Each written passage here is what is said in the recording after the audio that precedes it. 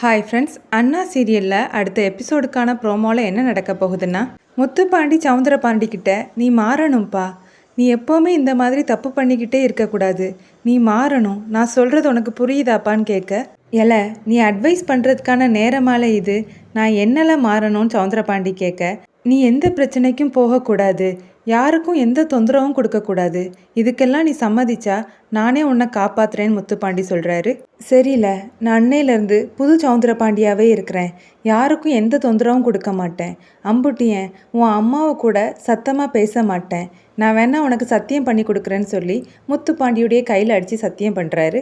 சரிப்பா, நான் உன்னை நம்புகிறேன், நீ சத்தியத்தை காப்பாற்றுவேன்னு நம்புகிறேன், நீ எதையும் நினச்சி கவலைப்படாமல் இரு, உன் மேலே இருக்கக்கூடிய குற்றத்தை யாரும் நிரூபிக்க முடியாதபடி நான் பண்ணுறேன், நீ நிம்மதியாக இருன்னு முத்துப்பாண்டி வாக்கு கொடுக்குறாரு. அடுத்த ப்ரோமோவில் சூடாமணி வைகுண்டத்துடைய 60வது கல்யாண ஃபங்க்ஷன் நடந்துட்டு இருக்குது.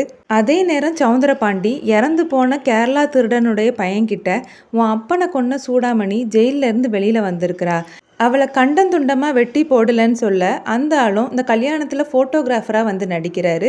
சூடாமணியை தனியாக ஆட்டோவில் கூட்டிகிட்டு போகிறாரு. இதை தெரிஞ்சுக்கிட்ட முத்துப்பாண்டி சண்முகத்துக்கிட்ட வந்து உங்கள் அம்மாவை எங்கலன்னு கேட்க, அம்மையும் அப்பாவும் கோவிலுக்கு போயிருக்காங்க, கூடவே அந்த ஃபோட்டோகிராஃபரும் போயிருக்காருன்னு சொல்ல, ஐயோ சண்முகம், அவன் ஃபோட்டோகிராஃபர் இல்லை, அவன் தான் கொலைகாரன்னு சொல்ல, அதை கேட்டு சண்முகம் ஷாக் ஆகுறாரு. அப்புறமா முத்துப்பாண்டியும் சண்முகமும் சேர்ந்து அவங்கள காப்பாற்றுறதுக்காக கிளம்பி போகிறாங்க. இதோட அந்த ப்ரோமோ முடிக்கிறாங்க.